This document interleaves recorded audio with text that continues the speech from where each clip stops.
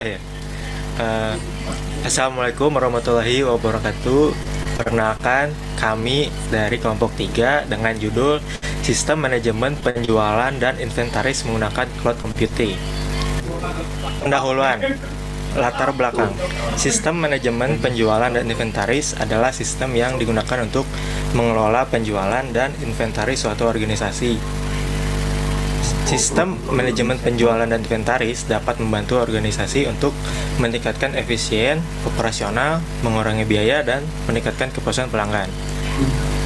Masuk ke permasalahan, meskipun cloud computing menawarkan berbagai manfaat untuk sistem inventaris ini, ada juga beberapa permasalahan yang perlu dipertimbangkan, antara lain dari segi keamanan, kendala, dan ketersediaannya. Masuk ke maksud dan tujuan. Maksud dari penerapan sistem manajemen penjualan dan inventaris menggunakan cloud computing adalah meningkatkan efisiensi operasional, mengurangi biaya, dan meningkatkan kepuasan pelanggan. Tujuannya untuk meningkatkan efisiensi operasional, mengurangi biaya, dan meningkatkan kepuasan pelanggannya itu sendiri. Di sini adalah gambar dari bagaimana kita mengimplementasikan cloud computingnya, yang dimana dari data-data yang sudah di-input bakal dimasukkan ke dalam cloud.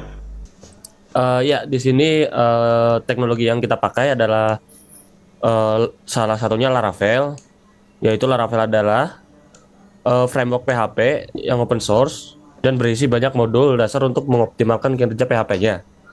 Terus Laravel memberikan seperangkat alat sumber daya untuk membangun aplikasi berbasis PHP. Laravel sendiri bekerja di sisi back-end atau istilahnya server side. Selain powerful, Laravel juga mudah dimengerti. Selanjutnya, mohon. Kenapa kita pakai Laravel? Laravel punya kelebihan antara lain Eloquent RIORM, yaitu kita nggak usah repot-repot bikin SQL query yang ribet seperti PHP native. Kita hanya mengubah sedikit saja. Terus kita memakai artisan CLI di sini. Jadi kita bisa mengelola seluruh source-nya yang ada di Laravel menggunakan artisan CLI. Terus MVC Architecture atau model view controller yang merupakan pola desain arsitektur website dan terbagi menjadi tiga, yaitu model, view, dan controller. Jadi semuanya tidak menyatu ya, bisa terpisah-pisah agar mudah untuk mengelolanya. Terus paginasi otomatis, di sini juga ada paginasi otomatis. Jadi misal ada banyak tabel, kita nggak mungkin pakai semua page untuk buat semua data ya. Jadi kini kita akan menggunakan sebagian tabel itu tapi berpaginasi gitu. Mohon next. Oh ya, di sini kita pengelola database-nya adalah SMPP. Kenapa SMPP? Ya karena SMPP yang paling umum ya. Mohon next. Terus fungsi SMPP di sini untuk mengkonfigurasi database di PHP terus menjalankan framework PHP dan melakukan proses install WordPress. Tapi di sini kita nggak pakai WordPress ya. Ini hanya fiturnya aja. Terus komponen penting ini adalah ada control panel yang mana ini digunakan untuk mengelola SMPP-nya. Ini htdocs merupakan komponen SMPP yang berbentuk folder yang berfungsi sebagai tempat penyimpanan folder. Tapi biasanya kalau pakai Laravel kita nggak pakai htdocs, kita bisa langsung run aja di situ. Di sini terus ada config. Config ini untuk melakukan konfigurasi dasar SMPP seperti mengatur port, mengatur editor teks, dan lain-lain. Terus PHP ini adalah komponen SMPP yang berfungsi untuk mengelola database melalui browser. Terus Netstat ini merupakan menu yang digunakan untuk memastikan port yang digunakan oleh SMPP telah digunakan oleh aplikasi lain atau belum. Mungkin ini akan dijelaskan oleh saudara Fajrin. Fajrin. Ya, terima kasih Randy. Saya di sini akan menjelaskan apa itu JavaScript. Jadi JavaScript dikembangkan pada tahun 1995 oleh seorang programmer bernama Brendan Eich. JavaScript adalah bahasa pemrograman yang digunakan dalam pengembangan website agar lebih dinamis dan interaktif. Dinamis yang dimaksud di sini berarti konten di dalamnya dapat bergerak dan tampil secara otomatis. Next, Ber. Kelebihan dari JavaScript diantaranya ada 5, yaitu mudah dipelajari, interaktif dan responsif, fleksibel, mengembangkan aplikasi mobile, dan yang kelima dapat digunakan pada berbagai framework dan library yang siap digunakan dan mempercepat proses pengembangan. Di sini saya akan menjelaskan apa itu SCSS. SCSS atau sesi CSS adalah sintaks terbaru dari SAS. SCSS banyak digunakan karena memiliki aturan penulisan yang lebih ramah bagi developer. SAS sendiri itu adalah preprosesor CSS, yaitu sebuah program untuk mengolah data menggunakan sintaks tertentu dengan output CSS. Di sini fitur-fitur yang ada di dalam SCSS diantaranya variabel, nesting, import, mixin, extend, operator, dan loop. Selanjutnya, demo program akan disampaikan atau didemokan oleh saudara Albert dan Zulfa Firdaus. Di sini kita langsung ditampilkan dashboard dan ada diagram-diagramnya. Oke, lanjut ke menu selanjutnya, ada data master. Nah, di data master ini kita ada customer. Kita bisa menambahkan satu customer. Oke, langsung kita tambahkan customer Andi. Customer identity 320 700 32 700 105 8281. Oke. Nomor handphone 087, langsung masukkan email dan customer address. Lanjut kita masukkan provinsi dan city atau kota. Oke, langsung kita input. Sini ada validasi, langsung yes. Oke, kita berhasil memasukkan data. Nah, sudah ada tuh tadi data Andi sudah masuk. Kemudian kita bisa edit di sini. Edit Andi. Nah, kita bisa edit dengan nama Budi Sudarsono. Yes. Oke. Kita juga bisa mendelete customer yang sudah kita input tadi. Langsung kita delete saja. Oke. Selanjutnya kita masuk ke menu warehouse. Nah, untuk warehouse ini ada gudang ya. Kita bisa memasukkan menambah warehouse atau gudang. Dan di sini kan sudah ada 2 gudang gitu. Oke. Lanjut. Kita masuk gudang Asam dengan nama gudang Asam dan lokasi di Depok. Status aktif Provinsi Jawa Barat. Banjarnegara, city name. Ya, ini hanya contoh ya. Yes.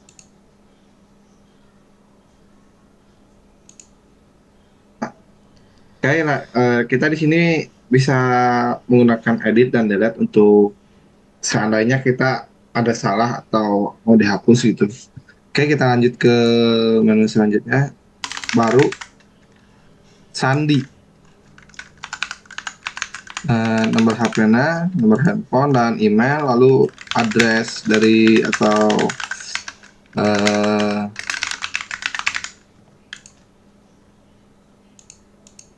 alamat dari si pengirim udah sesuaikan. Oke, lanjut.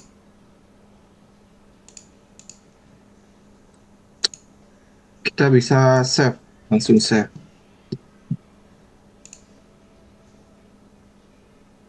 Nah, dari sandi sudah masuk dan di sini kita juga bisa mengubah edit, edit dan delete. Lanjut ke produk. Nah, kenapa kita lanjut ke produk? Soalnya itu produk master dan detail kategori itu untuk memasukkan produk-produknya tersendiri. Oke, kita lanjut tambah data produk. Misalkan kemeja. Nah, kita masukkan kategori pakaian per pieces. Per pieces per bal bisa dengan harga 75.000. Nah, masukkan deskripsi di sini, serah deskripsinya apa saja, dan kita bisa masukkan suatu foto. Kita, kita mencari gambar yang cocok. Save it. Oke, data sudah terinsert successfully. Di sini kita bisa sama seperti tadi untuk bisa mengedit dan mendelete. Oke, di sini saya sudah selesai. Selanjutnya akan dilanjutkan oleh Saudara Alberiansah. Terima kasih. Oke, sekarang saya akan menjelaskan bagian stock receive. Jadi setelah produk tadi ditambahkan, kita harus menambahkan stoknya terlebih dahulu. Jadi misalnya kita memasukkan kepada warehouse gudang asam. Nah, kita milih kemeja tadi, lalu masukkan kuantitinya. Untuk deskripsi bisa dikosongkan.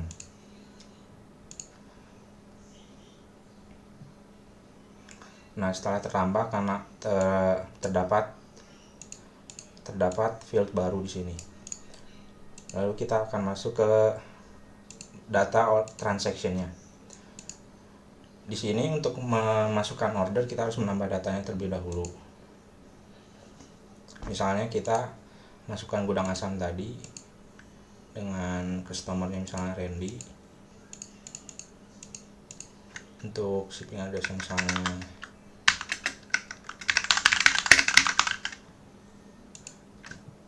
order detailnya ke meja tadi, dan di sini ada stok quantity.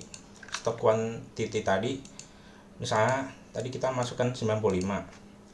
Jadi di sini tidak boleh melebihi dari stok quantity-nya. Misalnya melebih, maka akan terdapat notifikasi tidak bisa melebihi stok quantity. Misalnya kita akan order 10 saja, maka otomatis terkurang.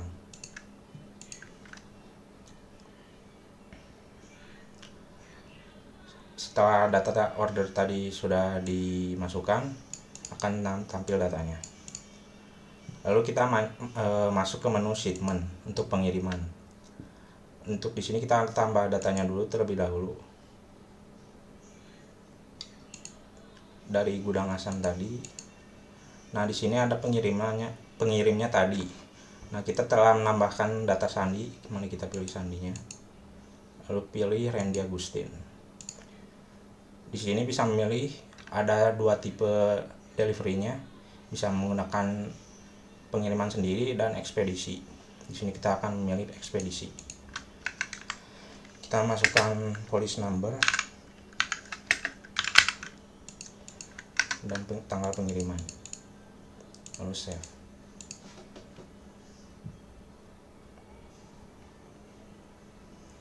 Nah, di sini kita bisa melihat data yang telah ditambahkan tadi, dan untuk di sini ada tombol deliver.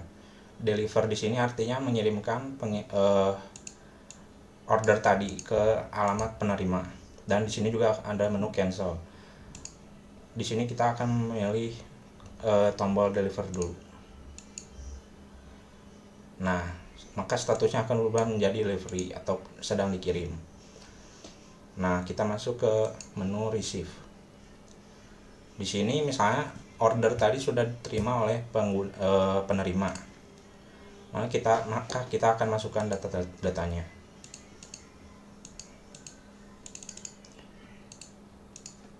Di sini contohnya data random saja.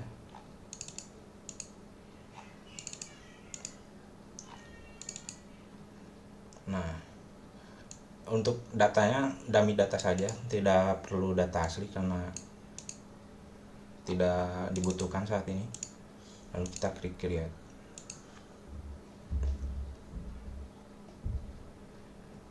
Nah, setelah kita menambahkan receive, kita bisa memprint receive-nya. Jadi seperti ini. Setelah di receive itu, kita butuh masuk ke menu realization untuk memverifikasi kalau penerimaan tadi sudah diterima. Jadi kita masuk ke menu verif, kita tambahkan data-datanya juga.